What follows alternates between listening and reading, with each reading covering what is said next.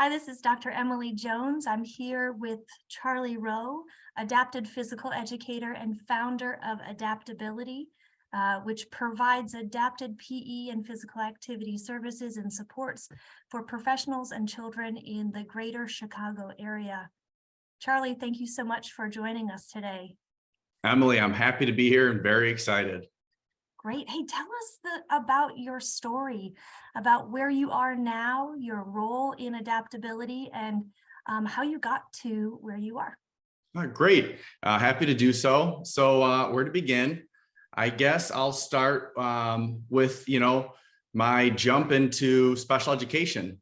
During my undergrad, I was kind of a deer in headlights, and I was like, oh, I want to be a gen ed PE teacher, and I want to coach high school cross country, coach high school track. And I was pretty adamant that's the route that I was going to take, which was wrong. But during my undergrad, I learned that I really enjoyed working with children with disabilities.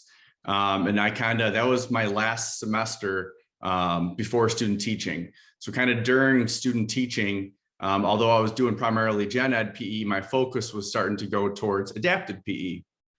So once I graduated, I felt that in order to be at my very best as an adapted PE teacher, I should get some more hands-on experience. So I accepted a position as a paraprofessional for a special education cooperative. And that experience was invaluable. I learned so much on the day-to-day of not only a person with a disability, but an educator working with these students. And from there, I was fortunate that I immediately got a position as the adapted PE teacher for my co-op. And over the next couple of years, I'd get some tremendous experience that really got me to where I am now, which is, founder of Adapability, which is a successful small local business in the Chicagoland area.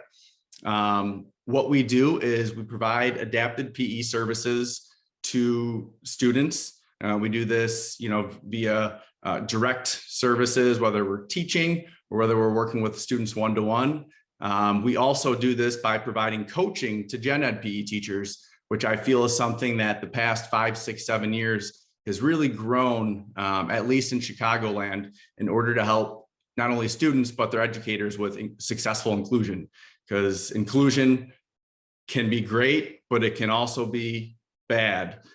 So we are just a piece that is trying to help really just students thrive, whether they're in gen ed PE or in adapted PE. So I have a staff of 5 amazing adapted PE teachers. Shout out to all 5 of them. They're just rock stars. And they go into schools and they're itinerants. They travel. Between the 6 of us, we service 27 schools on a weekly basis. And, we're teaching self-contained, we're working one-to-one, we're doing reverse inclusion classes where it's adapted PE curriculum with peer buddies coming in for support. And then just general mentorship and coaching is what I do, not only for my staff, but for a lot of adapted PE teachers in Illinois. It's something I really enjoy because I can so closely relate to it. I can remember my first year as an adapted PE teacher. I was the only one in my co-op, only one in pretty much the member districts we worked in, and I felt like I was on an island. And that wasn't a good feeling. Although I had a great supervisor, she just didn't know adapted PE. Something that helped me so much was our state convention, IAFERD, going there and networking and developing relationships and just having really great conversations with other adapted PE teachers in Illinois. That really helped me. And that also kind of broadened my horizon to really learn and hear about what's going on in not only adapted PE, but PE across the state, and how the service that I'm providing for my co-op and our students isn't readily available. And kind of a light bulb just went off in my head after a couple of years that, hey, maybe I can be, an agent of change and be a little fish in a big pond and go out there and try to provide these services to schools that don't have access to them. And it took months and months of going back and forth with my wife and collaborating with other adapted PE teachers and professors and people in the business world. And hey, can I do this? I really had no business background. I worked at a small business, family business growing up. And I was like, I never want to go into business. This is horrible. Lo and behold, here I am. But I got the confidence. There was just a couple signs that happened in life. During this process, I found out my goddaughter would be born with Down syndrome and congenital heart disease. And that was kind of a motivating factor. But in November of 2015, I took the leap and decided I was going to resign from a tenured teaching position and give up my pension and benefits and everything and go out on my own. But it was scary, but I'm really happy I did it. It was really challenging, to be honest, but things are going smooth now. Even though education's kind of challenging right now, we have a lot of different challenges than we did years ago, but very proud of what my team and I do and love that the impact we make being just such a small company. Charlie, I'm so impressed with you, with how you have recognized a gap, something that exists, that you're probably not the only one who faced or experienced that feeling of being on an island. Recognizing needs of your students, issues or challenges within a system or a school, and perhaps even feeling of not necessarily prepared or supported to meet those diverse needs of learners and the families within the communities that you were serving. And not only recognizing that as a challenge, but then looking for opportunities to resolve that, to solve that, and stepping into kind of a problem-solving mode, not alone, but reaching out to others. You mentioned different networks that you knew about or you learned about in that mission to kind of resolve or solve the challenges that you were facing. And that's admirable, and kudos to you. I'm sure it was hard to extend yourself and say, I don't know what to do. Perhaps I should know what I'm supposed to do, but I don't. And can you talk me through what that phase of your career was like, having to reach out and tell people that I need some help? Yeah, it was difficult because I was very proud of what I did, and I was insecure at the same time. So that made it challenging. I didn't want to go to my boss, as a first year teacher, or second or third or fourth, and show signs of weakness, which I felt at the time was asking for help, which, years later I realized was a huge mistake. So that's why I just remember insecurity.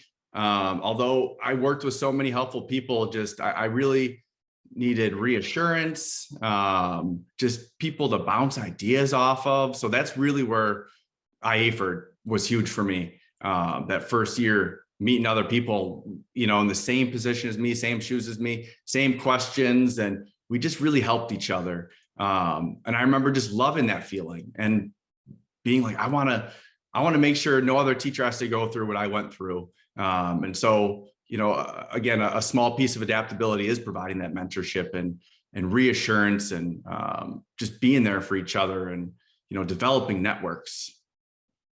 Yeah, you mentioned building networks among other educators, which is a primary function, I think, within adaptability and beyond. Can you share, were there other professionals, maybe within or beyond the school setting, that you built partnerships with or networks with to help the adaptability grow? You mentioned some of your business, need to develop some business skills and communication skills related. Can you talk me through a little bit of that process?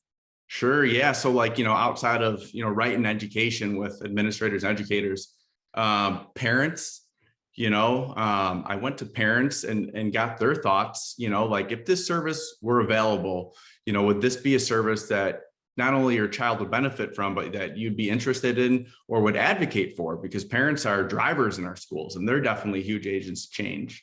And every parent I spoke with was just like everybody, just very encouraging. Like, Charlie, yes, this is amazing. You should do it. You can do it. Just the support from the parents was great. I'm lucky, I guess, that I have a few close friends that are small business owners or that went into business or finance when they were in college. And, I went to them, getting ideas from them. Hey, can this work? Help me, get me started. And they were, again, very supportful and very helpful. Really finding a good accountant to tell me what to do and how to get started was helpful. I remember I went through a quick training and support system through a community college for, young aspiring entrepreneurs. That was very helpful. That connected me to insurance agents and marketing teams and companies that could help me. So all kind of aspects of that business end. And then really, I really learned a lot self-taught off Google. The world's right at our fingertips. So I took advantage, and I'd pretty much work all day and then come, working with students as an educator. And then every night I would be, kind of the business owner on taking care of, all the housekeeping and stuff, and then starting to plan out growth and how that would look, and all the risks and the leaps that I'd be taking in the coming years. And that's this service-oriented company, Adaptability, provides an innovative solution to something that wasn't available or existent within our current school or educational or social structures. So I think that idea of thinking beyond the box, but really, as I've learned and I'm hearing more about your story, it's very much focused on providing developmental services and supports for not only children, but also professionals. And again, thinking outside of the box, recognizing an area of need, and then being intentional with building a strategy that could be sustainable and built on partnerships and collaboration. Yeah, and partnership is a strong word that I value. I didn't know, and every day I learn more and more. Contracting is huge in education, at least in the Chicagoland suburbs. I'd say at least half of therapists and specialists in public education right now are contracted through companies. I don't consider us a contracting company because we're not. Year by year, we have strong partnerships that we keep up, and this is because we provide quality services.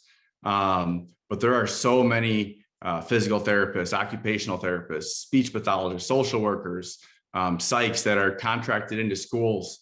And it's just, it's bigger than I thought. And I was like, well, nobody's doing this for adapted PE, and adapted PE is a direct special education service. And I at first I was surprised that nobody was doing this because it was such a need, but now I understand because it's challenging because adapted PE looks different in every school we work in. It's just so much different than the other, related and direct services in special education. So now I understand why I'm the only one doing this. Well, from your perspective, and I want to drill down a little bit. The difference in terminology, how do you see differences between partnership and contract? Great question. In my experience, contracting with these large agencies that are nationwide is, a company sending out a recruiter to find anybody, a person, and,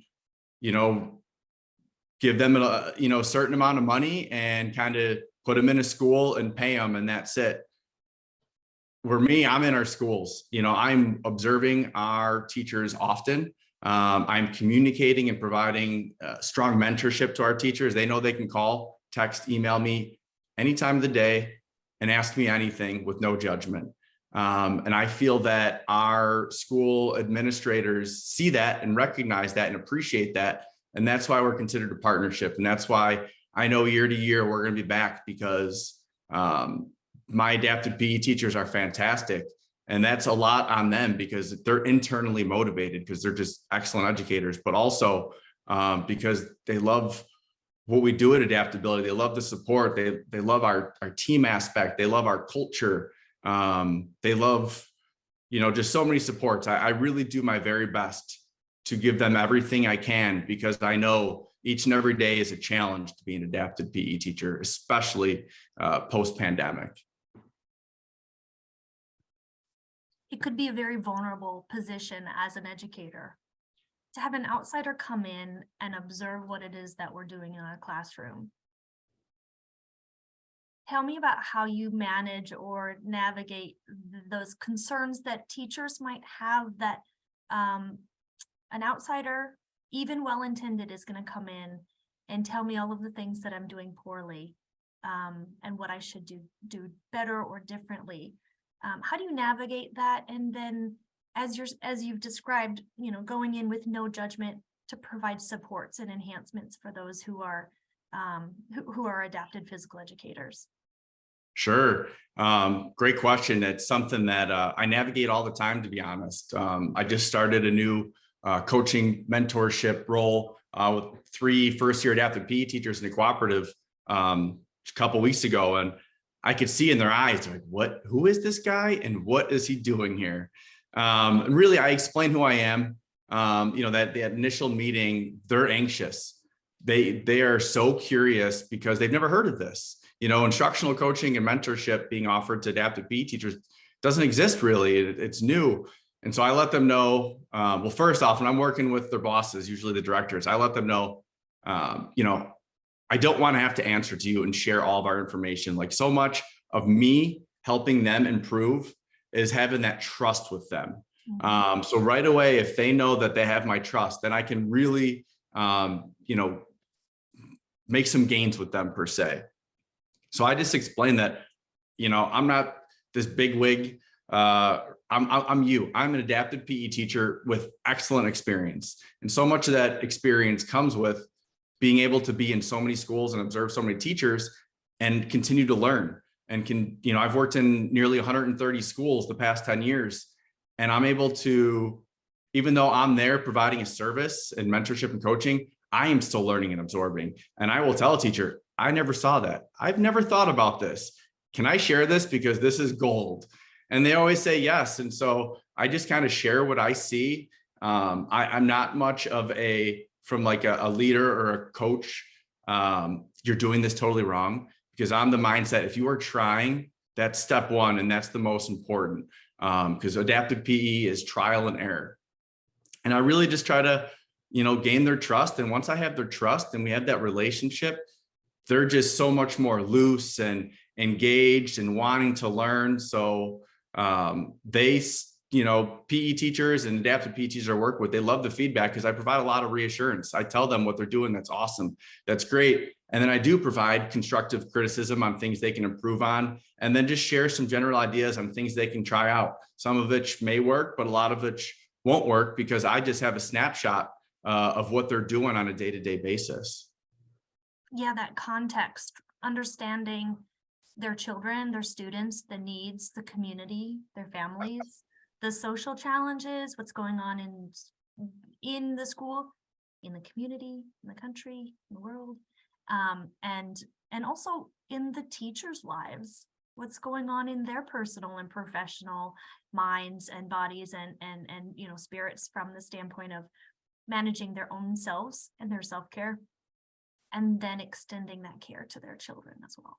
So yeah, it's important. Self-care, that's a hot subject in education right now, as it should be.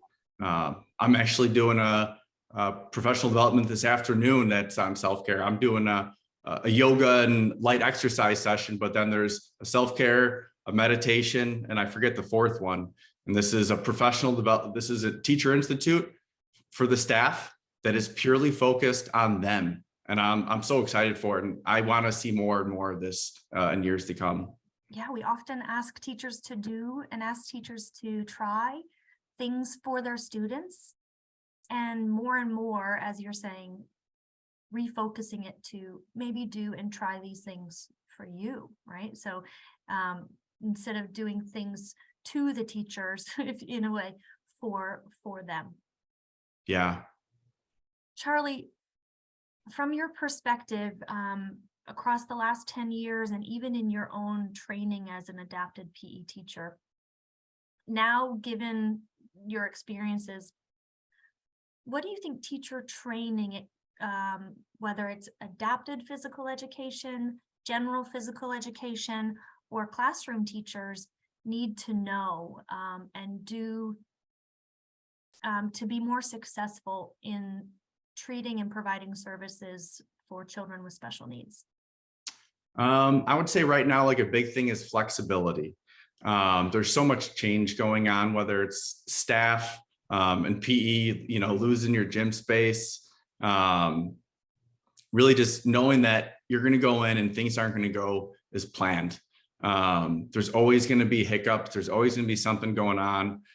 Student behaviors have increased quite a bit the few years, whether that's due to more students with autism or some students with autism that have higher needs, or social emotional learners, with anxiety and behaviors in PE. So really being flexible and understanding that, you're gonna have to adapt and you're gonna have to modify, and that takes time to learn, with experience. So really I think that flexibility piece and going with the flow and really recognizing that you and your other colleagues in schools are in this together and your team is important. Because like you just don't know. Like this week I've seen the teacher and the para shortage it's wild. And this week I've seen a superintendent go in and be a sub as a para. I've seen a director of special education leave a meeting early to go be a sub for a classroom. And then I heard yesterday in one of our schools, an assistant director is taking on a 12-week long maternity leave now. So it's just like all hands on deck. We've been saying that for a few years with educators, but now when you have administrators like superintendents coming in and doing these roles in huge school districts, I think it really shows how different things are now. What about teacher training programs? So teacher education programs, perhaps in higher education settings.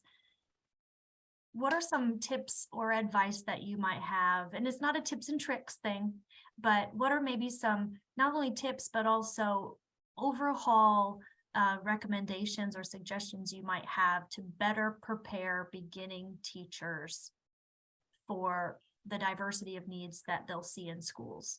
Sure. Another great question. I love this one because I'm fortunate to have a relationship with a couple, universities and colleges in Chicagoland and Illinois. And there's some tremendous programs out there. Like I love what you're doing at Illinois State and my alum at Northern, and I think Aurora University is doing great things. I think they're doing great things to really support gen ed PE teachers, but I still think there's quite a bit of content missing for the adapted PE. And I know it's common that it's, one course and you're an adapted PE teacher and there's only so much you can do in a 3-hour credit course. But I feel like in areas that should be taught to aspiring, not only adapted PE teachers, but gen ed PE teachers is first would be the IEP process. How that looks. Like if you're sitting in a meeting, how it's going to be run and know when to speak and not to speak and what you're supposed to speak on. If you're an adapted PE teacher, how to write and do assessments within an eval. Are we providing direct minutes? Are we providing consult minutes? How many minutes? Those things. Another big thing that I work on with a lot of first-year adapted PE teachers is management of their staff. How you communicate and delegate to paraprofessionals. Mm-hmm. I feel that is very important, and from my experience, not talked on much. And there's a lot of teachers that just come in and they have these adults in the room and they just don't know how to communicate with them or what to do with them. So really that management and delegation. And then from working directly with the students in order to better help them learn would be visuals, providing visuals, whether it's icons within a reward chart or a schedule or, anything in the realm of visuals. I feel, it's a big thing to can of worms to open up, because visuals is huge, but just them understanding that, it's available, it works, and it's something that they're going to need to learn. Really, all teachers now are going to start to need to learn how to provide visuals to their students, because not all students learn from being told what to do or watching the video. Sometimes it really needs to be broken down for them. Mm-hmm. Now let's So say those would be my big takes. yeah, and those are not only practical, but feasible, right? None of the suggestions that you offered were build in a 15 credit hour program, right? Which would probably be, which isn't important and needed. It could happen, right? There's enough content and pedagogy and instructional supports that could easily fill 15 credit hours or 18 credit hours of training. But one of the things I appreciate about those ideas is that they're manageable, and you probably see those as, do you see those, you mentioned 4 or 5 things, to be the biggest areas that teachers are seeking support when you're going out and providing consult and instructional coaching? I wouldn't say it's the biggest request from teachers. I just feel like this is something that you're going to have to learn in order to grow as an adaptive PE teacher. Mm-hmm. I would say the biggest thing that teachers come to me for and what they want help with is, they don't sometimes directly say it, but somebody to listen, I feel is so important. I feel there's a lack of support for not just PE teachers and adaptive PE teachers, but teachers in general, to someone to listen and help them talk things through, or listen if they need to vent. So that I feel is something that often happens with me.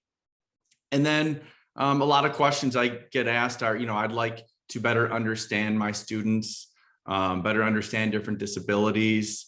They're always looking for new activities and lessons. Equipment. I wish I had better answers for them, but everyone's like, oh, what are some, tell me where I can buy all the greatest adaptive PE equipment. I'm like, well, there's equipment out there, but don't think that it's going to be this imaginal booklet that you can order all of this and everything's going to go great. So they're just always curious. And they all just, for the most part, they all really want to learn and improve, which I love. It's really fun to work with educators that are passionate and want to improve and grow. And I think we're finding more and more of those individuals who are recognizing that they need supports and are seeking, as you said, seeking a network of colleagues and trusted partners who can be a community of learners for them, a community of colleagues that they can support one another and share ideas and listen, maybe with solutions or maybe without, but just kind of empathizing and from a compassionate standpoint. I experienced that as well. I don't know the solution, but you're not alone. Yes, I love the way you put that. So let's see. Now I'm looking back at my questions over here, Charlie. What direction do you want to take this? So I've got better question is, what are some things that I haven't asked that we wanted to get to? I've got some things about right here, like question 7 and 8, advice you'd give for establishing partnerships, or challenges that you might anticipate in recruiting or retaining professionals. Yeah, I like that one. The last one? Yeah, supporting and retaining. Yeah, I think that's a good one to jump on. Okay.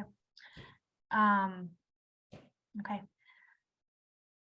So tell me this. I'm curious to know, from your vantage point, from your perspective, being in schools, but also kind of outside schools, what are some of the challenges that we're going to have to face head on as we think about recruiting the next generation of educators, both in schools as physical or health educators, adapted PE professionals, or even into our higher education settings for those who are training future teachers as well? I think it's going to get worse before it gets better.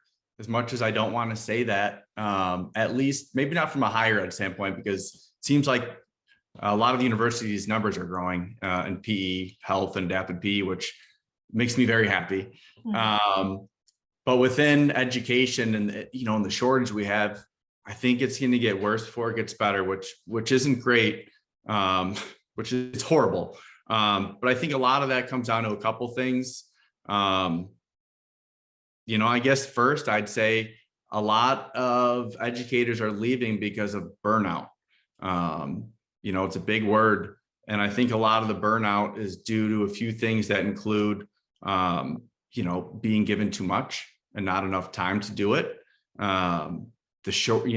Being short support staff in your classes is so hard. It's really hard to teach, a great engaging lesson when you need 4 pairs and you only have 1 or none. So I think that the support within that, and then the support to teachers in and outside of the classroom. So outside of the classroom, again, would be just being heard, just listen, not being left out of meetings. That often happens with PE and adapted PE teachers. And I think it's a administration part, but also part of the PE and adapted PE teachers, because some of us like being off on our own in the gym, and that's nice. But then when you're doing that, you're not out in the building and, remember to be invited to very important meetings. So just the meetings, IEP meetings, or if a student's having a behavior intervention plan written, or a lack of communication, another thing. Like, so often I hear of PE and adapted PE teachers not on the end of mass emails to staff. Well, how come we haven't heard about this? Like, that drives me nuts. I think a lot of teachers are burnt because of lack of professional development. In recent years, I've seen a lot of colleagues that I normally see at the IEFRD convention aren't able to go. I wouldn't say it's because of lack of funding, but it's because I can't go because they can't get a sub for me. Or I can only go 1 day instead of both days. To think of that lack of professional development. And then another thing is financially, I think a lot of teachers are leaving, especially with inflation so high. Teachers are getting 1-2% raises and inflation's at 8%. And that just makes things harder and harder on educators and their families. So those are some areas that are rough right now, and it's real. But I do think it'll get better. I'm an optimistic person, glass always half full. I don't know how or when, but I do think it'll get better. And I look forward to that day. Yeah. I mean, you mentioned inflation, and not to take it into an economics conversation, but just over broad stroke, the notion of compression. Time is compressed. Resources have been compressed. Finances have been compressed. And at some point, as you said, that compression bubbles over into burnout, stress, and attrition. Individuals not having healthy outlets for those, for that increased pressure to find ways to overcome and persist. So as you have, and as your staff continue to support and provide outlets for professionals in and around the Midwest, I think that admittedly, I mean, what you're doing is you're providing an outlet, right? So that compression doesn't lead to, or perhaps might not lead to, attrition of those who might otherwise say, I can't do this anymore. So again, back to that service, that really valued service that that you and your staff provide to teachers seems to be very essential. It is. And, I'm fortunate that me and my team, we don't have some of the challenges. We don't face some of the challenges that many other educators do. You know, we are able to provide, you know, I'm able to give much larger raises than, you know, most school districts, and provide that support. I also have a cap on the amount of time that a teacher works directly with students per day in order to give them sufficient time to email, document, plan, communicate with parents, travel if they're going in between schools, which we often do as itinerant, you know, adapted PE teachers. So I'm able to avoid all that, which I'm proud of. But with all that said, I really feel for so many teachers that aren't a part of what we're doing, or that have that ability to leap over some of these normal challenges that we see now. Related to the idea of recruiting or attracting individuals into the field, I'm going to ask you a question about recruiting or attracting individuals who have a diverse backgrounds, whether race, ethnicity, sexual orientation, or ability.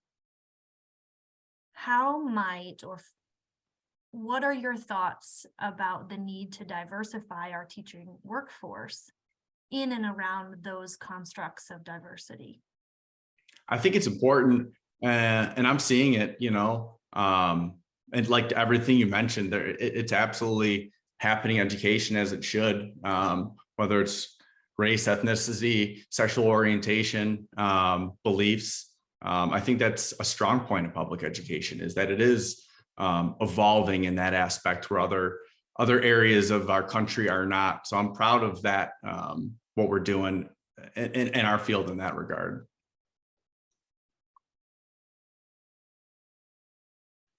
That's not really great, you know. I don't really know. Well, like in teacher education, right? It's like when we look at our student body, and there it's fairly monochromatic, right? Yeah. We lack diversity from a race and ethnicity standpoint, even gender, right? Programmatically, we have a higher volume of males entering physical education as a career. And unfortunately, that trend has persisted for quite a while, at least in the institution in which I serve right now. I didn't know that. That's interesting. We're in physical education, teacher education, we have about 30% female who may comprise our student body. Now, from an education standpoint, those values that percentage or ratio is different. But you know, we're seeing a growing number of individuals from from Black and Brown communities entering our programs, which is awesome, because the Black and Brown children in our schools and communities and are generally more representative than the teachers in which take those positions, right? So seeing yourself as a learner, seeing yourself as far as race and ethnic backgrounds in the teachers or the professionals who are providing those services and caring for you is really essential. Also, you know, mindful of individuals with disabilities, physical disabilities or otherwise, teaching, right? So the work that we have ahead of us to make sure we have inclusive policies and programs that are within teacher education, so that it's not a barrier for someone who might have a differing ability to say, I think I want to teach and I can. And Yeah, we're not. I got two cool stories with that recently. Last year, I did a mentorship coaching role for a semester for an adapted PE teacher in a co-op. And in our first conversation, he told me he had autism. And I was just like, you know, I didn't know him. I had no background. I was like, well, thank you for sharing. That helps me to better, you know, help you. And he was awesome. Such an amazing adapted PE teacher and so relatable to his students. Really understood their needs and how they learn. And for me, that was so inspiring and motivating to see an adapted PE teacher with autism. And then recently I started again a coaching mentorship role in a co-op, and they have 4 full-time adapted PE teachers, but then they have a 5th role that's an assistant adapted PE teacher, and he has cerebral palsy. And it's just really cool to see him flourish in a role. And he travels school to school and has different roles in the schools, but he's an assistant adapted PE teacher, following his dream and doing an amazing job. So those have been eye-opening for me. I just love seeing that. Yeah, that's awesome. And I love to hear that as well. So, Charlie, what else? We're at 40. I'm looking at my timer here. We're at 40 minutes, and Holy cow. I know it's flown. It's amazing. Is there any last pieces of information or golden nuggets that you have for me that are like, an encouragement to schools to reach out for partnership, or teachers to, don't, encourage them to not be intimidated for asking for help, or anything along those lines? Yeah, I think number one, like don't be afraid to ask for help. Don't be afraid to go to your principal, supervisor, director, superintendent. Let them know if you're struggling or areas you need support. I feel it's so important. It's not a sign of weakness. As I mentioned, I used to think it was. It's definitely not. Unfortunately, since I was a first-year teacher to now, it's so much different within that role. Second, be flexible, go with the flow, and really just enjoy it. When things go wrong, as long as nobody's hurt or nothing's terrible, laugh at it, enjoy it. That's just that's just public education nowadays. If you really got to just start every day with a new mindset, put your best foot forward, and do your very best to enjoy it, even when things are going wrong. That's awesome advice. Charlie, thank you so much. We thank you for your vision and your innovative spirit, and willingness to fill a gap when you saw it, and do the work to build a sustainable and successful small business that benefits and supports teachers, children, and the communities in which you serve. So, Charlie, thank you so much for your time today, and I'm excited not only to hear how you continue to grow, build your partnerships, but how others would be inspired by hearing from you and your stories. Emily, thank you so much. This was a lot of fun, and thank you for letting me have this relationship with you and learn the amazing things you're doing in Illinois State and within SHAPE in this task force. I think it is so necessary, and I love that you guys are attacking it. Awesome. All right. Thanks so much, Charlie. Have a good one.